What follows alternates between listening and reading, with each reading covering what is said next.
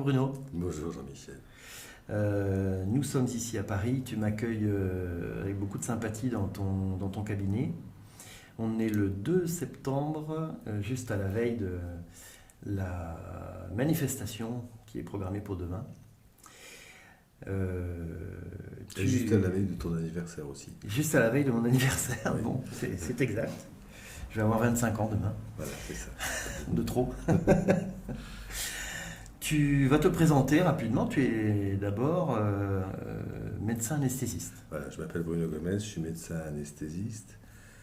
De formation. Oui, j'ai fait longtemps de l'anesthésie. Aujourd'hui, je n'en fais plus, je fais plus que de l'hypnose.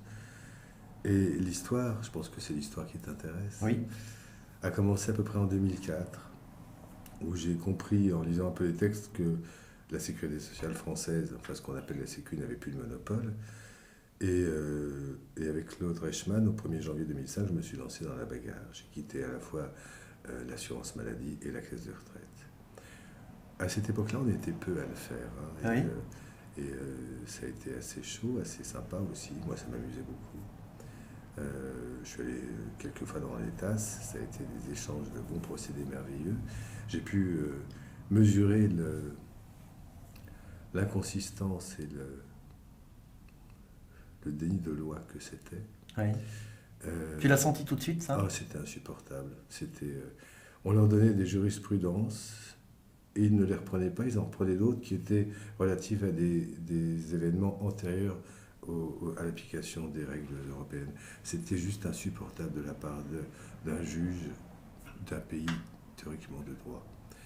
Et ça n'a fait que renforcer ma conviction qu'il fallait sortir de ce truc-là. Donc je n'ai jamais lâché le morceau. En 2007, j'étais administrateur d'un syndicat d'anesthésistes et je fais une grande conférence de presse pour expliquer que comme la Sécu n'avait plus les moyens de financer l'anesthésie des patients, il fallait mieux que tous nos patients aillent s'assurer ailleurs. Oui. Ça a eu un énorme retentissement avec une grande page dans Le Parisien, Oui. plusieurs émissions de télé, de radio, quelques menaces. Sur la fin du monopole. Oui, sur la fin du monopole. Quelques menaces de la direction de la Sécu auxquelles j'ai répondu illico presto de la même manière, en sachant que de toute façon, ils ne pouvaient strictement rien faire pour moi, contre moi, puisqu'ils savaient que j'avais raison. D'accord. Et ça a duré comme ça pendant un moment. Et puis en même temps, au bout d'un moment, ça m'a un peu lassé. Certes, il y avait quelques personnes courageuses qui nous avaient suivis. Mais j'avais tellement de gens qui me disaient « c'est bien ce que tu fais, quand tu auras gagné, préviens-moi ». Oui. Ça commençait à me chauffer. C'est toujours le cas. Hein. Oui, je m'en doute un peu. Moins quand même, parce que vous êtes quand même beaucoup plus maintenant, et c'est très bien. Et puis, à peu près à la même époque, j'ai eu l'opportunité de partir en Suisse. Et je suis parti vivre en Suisse en 2010. D'accord. C'est important parce qu'en fait, c'est pas anodin de quitter un pays. Non. Je pense que c'est pas anodin. Qu'est-ce qui finalement a fait que tu sois parti? Plein de choses. La première, c'est que je ne voyais pas comment on s'en sortirait dans ce pays, parce qu'on est tellement peu à bouger que je trouvais ça désespérant. Et je me rendais bien compte qu'à terme, on allait vers une catastrophe, qu'on allait vers ce qui est en train de se passer en ce moment. C'est-à-dire qu'on allait ruiner ceux qui travaillaient encore, et puis on allait à une catastrophe économique, une catastrophe humaine et probablement des affrontements ethniques majeurs. Donc j'en ai eu assez. Donc j'ai choisi un pays, j'étais obligé de choisir un pays francophone, parce que sans l'hypnose, je l'ai fait en français. Oui. Mais la Suisse, ça me plaisait bien parce qu'ils sont chez eux, les Suisses. Et en plus, on respecte le travail, on respecte la propriété. Vous n'êtes pas coupable parce que vous travaillez beaucoup et vous gagnez un peu votre vie. Et quand ils ne sont pas d'accord avec ce que disent les autorités, il faut un référendum d'initiative populaire et le peuple suisse dit oui ou non. Ça, c'est majeur, et c'est eux qui décident. Ouais. Et d'ailleurs, tu ne connais pas le nom du président de la Suisse. Non. Tu ne peux pas le connaître, il change tous les ans. Il n'y a pas de gens qui, comme chez nous, sont des politiciens professionnels qui sont là non pas pour servir leur pays, mais pour se servir eux, dans leur grande majorité, pas tous, mais dans leur grande majorité. Et c'est un peu plus une démocratie qu'en France. C'est pas exempt de défauts, mais c'est une démocratie. Puis l'autre avantage, c'est qu'en Suisse, une assurance, c'est une assurance. C'est pas un impôt. Ouais. C'est-à-dire que quand tu t'assures pour la maladie, on ne te demande pas combien tu gagnes, on te demande comment tu veux être assuré. Voilà. Effectivement, ces arguments sont imparables. Aujourd'hui, je pense pas qu'on puisse les détruire en les foulant du pied. Ensuite, donc, en 2010, tu t'installes en Suisse, mais tu continues Oui, j'ai continué à travailler à Paris. Voilà. C'était une année un peu tendue parce que je vivais en Suisse, mais je n'y travaillais pas. Je travaillais en France. Et donc tout le monde a voulu me faire payer, les Français comme les Suisses. Ouais. Donc je me suis un peu lancé dans les textes européens, dans le CE 883-2004, qui est le texte de référence qui établit les coordinations des systèmes de sécurité sociale. Et j'ai répondu énergiquement aux Français et aux Suisses. Les Suisses ont tout de suite compris, ils ont appliqué la loi. Les Français, toujours pas. C'est d'autant qu'à partir de l'année suivante, je travaillais en France et en Suisse en étant libéral des deux côtés. Et donc là, je ne dépendais clairement plus de la France, mais de la Suisse. D'accord. Et l'URSSAF a continué encore pendant des années. Il continue toujours d'ailleurs à m'envoyer des mises en demeure et des huissiers de temps en temps. Alors qu'il est clairement établi, là on ne parle même plus de monopole de la sécurité sociale, je dépends de la législation suisse. Ça ne les empêche pas de m'envoyer des huissiers. Moi j'aime bien, parce que la dernière fois, ça leur a quand même coûté 1 000 €. Ouais. Le juge les a condamnés. Donc à chaque fois que je vois arriver l'huissier de l'URSSAF, je me dis chouette, je vais me faire une petite prime. Ouais. Ça m'amuse beaucoup. Voilà. Ça permet d'éviter Tu les ne peux pas savoir à quel point c'est un bonheur que de voir arriver sur son compte bancaire un virement de l'URSSAF. C'est un grand bonheur. Peut-être qu'un jour. si, enfin. On aura le temps. Je te le souhaite. Et moi, j'ai fait autre chose. Enfin, bon, bref. Non, je peux comprendre. On continue un petit peu dans le process du timing. On arrive en 2012. Et là, tu as un contact. Oui. À l'époque, j'avais j'avais pris un peu de distance sur toute cette bagarre, parce que j'en étais un peu sorti. Et puis un beau jour, j'ai eu sur ma boîte vocale un message de Philippe Le Tertre. Qui me disait est-ce que vous accepteriez de m'appeler pour m'expliquer comment vous avez fait en 2005. Je l'ai appelé, c'est un garçon charmant et ça m'a fait tellement plaisir de voir qu'il y avait des gens qui prenaient la relève et qui avaient envie de se battre. Alors on précise que Philippe est à l'origine d'un mouvement qui s'appelle Les médecins ne sont pas des pigeons, voilà. Et qu'il est chirurgien esthétique à Nice. Alors. Et j'ai organisé un dîner avec notamment Philippe, Jennifer Landry, vous avez tous vu à la télévision, et Claude Reichmann. Et c'est comme ça que leur bagarre et leur histoire, leur aventure merveilleuse a commencé. Je dis merveilleuse parce qu'ils sont vraiment remarquables de dynamisme c'est vraiment très bien. Au début, je les ai aidés. Maintenant, j'ai plus vraiment besoin de les aider parce qu'ils connaissent le sujet largement aussi bien que moi, voire même mieux sur plein de points. Et je suis enchanté de voir à quel point ils se battent, avec quelle fougue, avec quelle générosité. Et c'est super bien. Et ça me redonne un peu d'espoir pour ce pays. Parce que bien entendu, c'est le monopole de la Sécu qui est une merveilleuse arnaque basée sur le faux principe de la solidarité qui n'en est pas une. Et quand même, j'ai compris quand même qu'en France, quand on voulait embourber les gens, il suffisait de leur parler de la solidarité, et là, il n'y a plus que deux solutions. Soit tu acceptes et tu dis rien, soit si tu n'es pas d'accord, c'est que tu es un affreux poujadiste, voire un mec d'extrême droite. Tu n'as pas le droit en France d'être libre. Et non. Voilà. Et donc en fait, tu es quand même tu es le vecteur qui met en rapport Philippe Le Tertre, Jennifer Landry et Thomas avec Claude Reichmann. Voilà, c'est ça. Donc c'est une petite médaille pour toi. Oh non, il n'y a pas de médaille. C'est pas mal. Mais comme fait d'armes, c'est pas mal. Alors ensuite, tu crées une association. Alors ça n'a pas commencé. Un beau jour, sur le chat des libérés, on a vu arriver une chouette fille qui s'appelle Valérie Gay, qui nous expliquait à quel point ce qui se passait pour les frontaliers en Suisse était juste insupportable. Bon, et elle nous demandait notre aide. Donc c'était clair que, habitant en Suisse et connaissant bien la loi suisse, la LAMAL et l'OAMAL, j'ai dit je m'en occupe. Okay. Et puis j'ai rencontré Valérie. Valérie, oui. Je me suis replongé dans le CE 883-2004 Et c'est notes conjointes relatives à l'exercice du droit d'option signées par la France et par la Suisse. Et je me suis rendu compte à quel point c'était une arnaque complètement non conforme à la loi. Et alors là, j'ai cherché du monde et j'ai pas trouvé grand monde pour nous aider. Tous les courtiers nous disaient oh, c'est trop compliqué, hein. Nous on préfère vendre des troisièmes piliers, ça rapporte plus que de se bagarrer pour ça.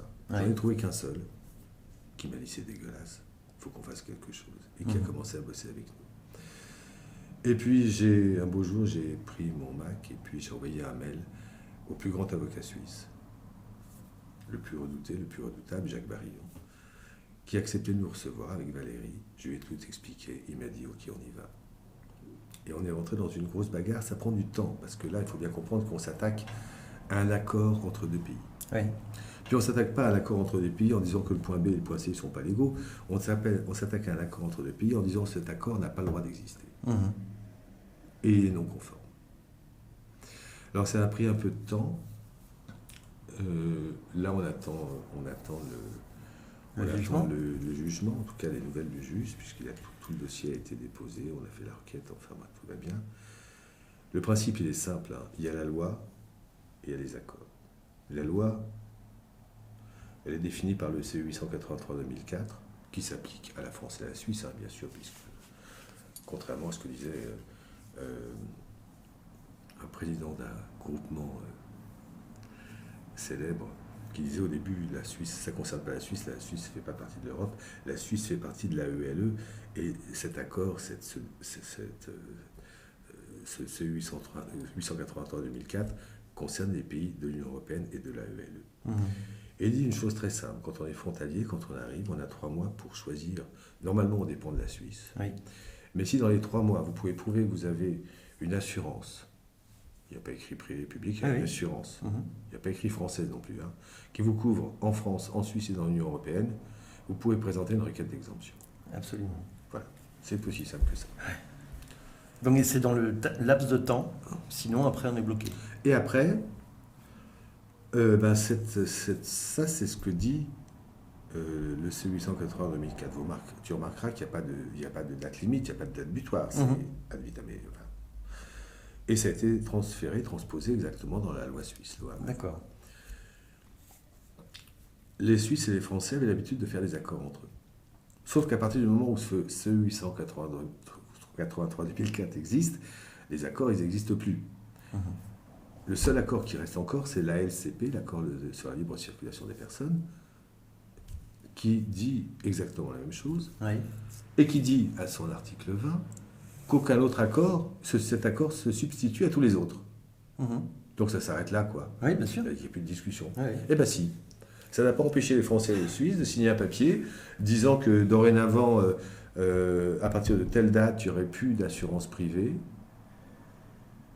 et que ce serait soit la CMU obligatoire pour ceux qui étaient avant en assurance privée française, soit la LAMAL. Ce qui est une entrave monstrueuse à l'application de la loi. Voilà.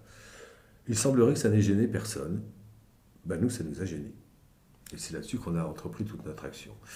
Alors, le but, c'est d'arriver à obtenir que soit reconnu que cet accord franco-suisse ne peut pas être appliqué en Suisse, puisqu'il n'est pas conforme aux engagements pris par la Suisse. Nous, on a attaqué côté suisse, bien sûr, parce que côté français, comme tu le sais, voilà. Les juges en Suisse, ils disent la loi. Donc il y a plus de facilité d'arriver. Il y a plus de chances d'arriver à ce que la loi soit dite en Suisse qu'en France. Donc on attend, on devrait être bientôt servi. J'ai très très bon espoir qu'on arrive à obtenir gain de cause. Pour ceux que ça intéresse un peu plus dans les détails, il faut savoir que tu as mis sur YouTube 2 vidéos qui sont extrêmement fournies, qui doivent durer, il me semble, au total 1 heure, voire 2 heures, et qui sont extrêmement bien expliquées sur le fond et l'ensemble du problème. Donc on peut les ramener vers... Alors c'est sur le site de l'association Liberté et Sécurité des Frontaliers, LSF. Et ça, vous pouvez l'avoir sur le site librefrontalier.com. Ok, donc ça c'est noté. Merci beaucoup pour ces précisions, Bruno. Je vais te demander une chose. Tu vas regarder dans le fond de la caméra, tu vas hypnotiser l'ensemble des gens qui se croient au pouvoir actuellement en France et tu vas leur dire d'arrêter leurs conneries. Non, non, je plaisante évidemment.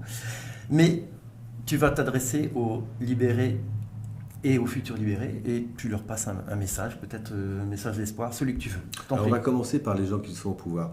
Continuez à faire comme vous êtes en train de faire et vous êtes en train de réussir quelque chose que personne n'a réussi avant vous. Vous allez vraiment avoir tout le monde contre vous et c'est parfait. Continuez comme ça ira très bien, très vite. Pas pour vous, pour nous. Ensuite, pour les Français qui résident, qui travaillent en France, allez-y. Vous savez, le seul pouvoir qu'ils ont sur vous, c'est la peur. Si vous n'avez pas peur, je n'ai jamais eu peur, et pourtant à l'époque on n'était pas beaucoup, je n'ai jamais eu peur, je n'ai jamais payé. Si vous n'avez pas peur et si vous ne vous laissez pas faire, si vous faites bien les choses comme ils font, ils sont morts. Ils sont dans une situation qui est complètement illégale, on s'en rend compte chaque jour un peu plus. Lâchez pas le morceau. Lâchez pas le morceau, d'autant qu'il faut bien comprendre que dans cette bagarre à deux, il y en a un des deux qui va mourir.